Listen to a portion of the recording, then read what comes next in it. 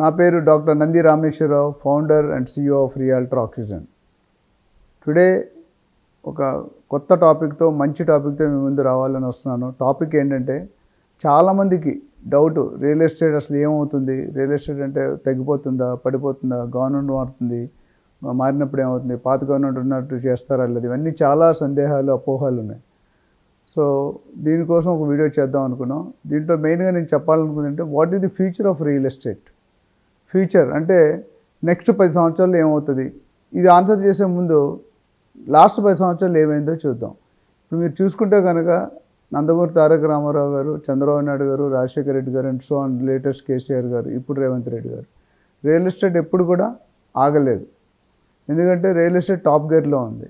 Top gear అంటే ఏ government వచ్చినా ఆ పాలసీని కంటిన్యూ చేస్తూ పోయారు. ఇప్పుడు లేటెస్ట్గా హాట్ టాపిక్ అంటే ORR, RRR, ఫార్మాసిటీ రద్దు, ఇలాంటి విషయాలు చాలా అవుతున్నాయి. సో ఫ్యూచర్లో మనం చూసుకుంటే ప్రతి నెల లాస్ట్ 5 years ట్రెండ్లో చూసుకుంటే 4,500 to 5,000 రిజిస్ట్రేషన్స్ పర్ మంత్ అవుతుంది. జనవరిలో కూడా 5,200 రిజిస్ట్రేషన్స్ అయినాయి. సో ఇందులో డిఫరెంట్ సెగ్మెంట్స్ ఉంటాయి. 25 to 50 lakhs, 50 lakhs to 1 crore, 1 crore to 2 crores and 2 crores and above. So variation అవుతుంది. జనరల్గా మనం ఏమనుకుంటే 25 to 50 lakhs అనేది ఎక్కువ అవుతాయి అనుకుంటాం. కానీ ఇక్కడ మ్యాటర్ ఏంటంటే 50 lakhs to 1 crore or 50 lakhs to 1.5 crore ఎక్కువ రిజిస్ట్రేషన్ అయ్యింది. ఈ టోటల్ 5,200లో. And what is the kind of income, దాదాపు ఈ జనవరిలో ఇన్కమ్ ఆల్మోస్ట్ 4,000 కోట్ల దాకా వచ్చింది రఫ్గా. సో ఓవరాల్ ఇయర్గా చూసుకుంటే రియల్ ఎస్టేట్ తరపు నుండి తెలంగాణ గవర్నమెంట్కి అలోన్ చూసుకుంటే కనుక దాదాపు 35-40 కోట్లు టువర్డ్స్ ది రిజిస్ట్రేషన్, అండ్ ఇంకొక 35-40 కోట్లు టువర్డ్స్ ప్లానింగ్ ఫీ కానీ, లేకపోతే ఇన్ఫ్రాస్ట్రక్చర్ కానీ, పర్మిషన్ ఫీ కానీ, BRS కానీ, రకరకాల విధంగా మనం కలెక్ట్ చేస్తాం.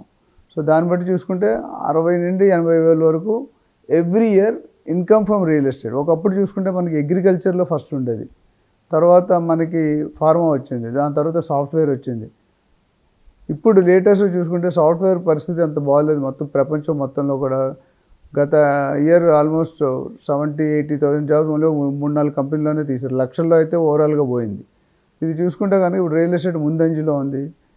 And as per some calculations, by 2030 ఇండియాలో $1 trillion బిజినెస్ ఉంది. $1 trillion అంటే లక్షల కోట్లు.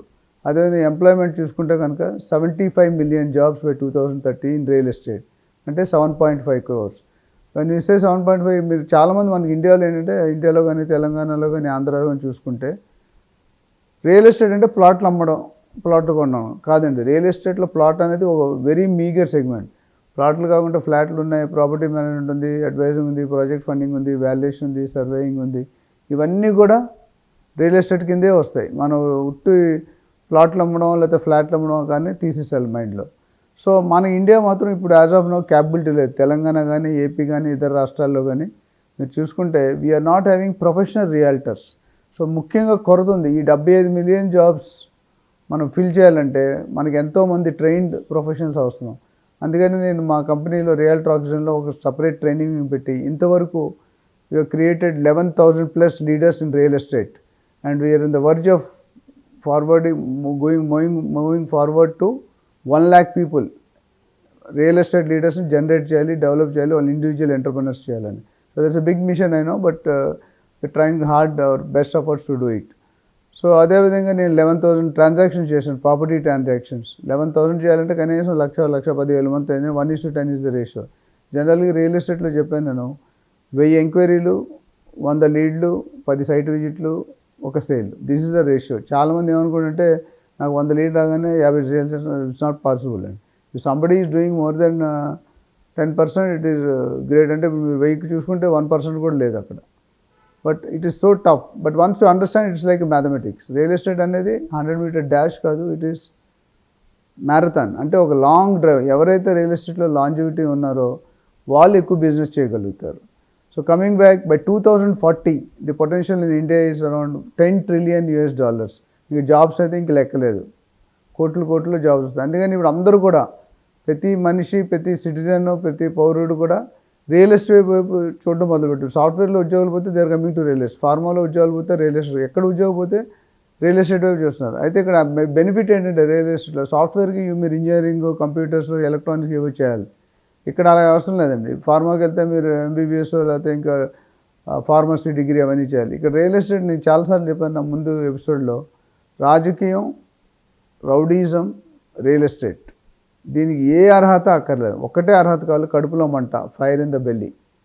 సో ఆ కడుపులో సంపాదించాలి అనే మంట ఉంటే మాత్రం డెఫినెట్గా you will succeed.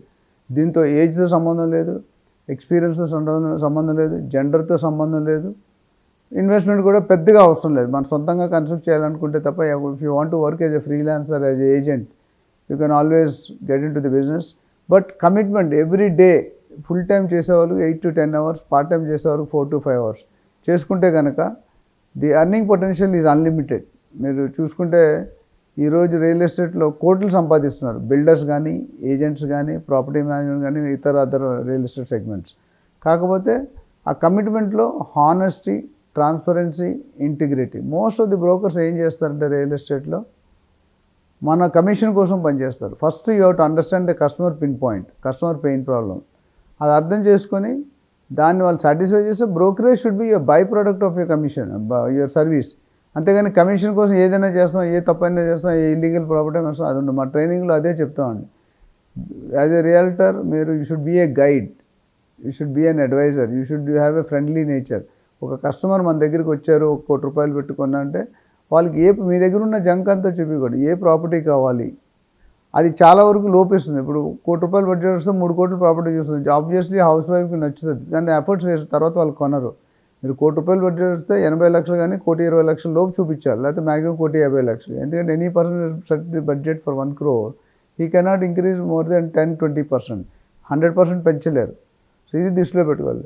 Coming back to potential, real ఎస్టేట్లో చూసుకుంటే some millions of homes across the country అవసరం. ఈవెన్ తెలంగాణ, ఆంధ్రలో చూసుకుంటే కూడా, తెలంగాణలో లాస్ట్ 10 సంవత్సరాల్లో చూసుకుంటే the rates have gone multifold. అంటే ఇప్పుడు గోల్డ్లో కానీ ఇన్వెస్ట్మెంట్ ఒక రకాలు చూసుకుంటే గోల్డ్, స్టాక్, షేర్ మార్కెట్ కానీ, మ్యూచువల్ ఫండ్స్ కానీ, పీపీఎఫ్ కానీ, ఎన్ఎస్సి కానీ, గోల్డ్ బాండ్స్ కానీ, ఇలా రకరకాలు ఉన్నాయి.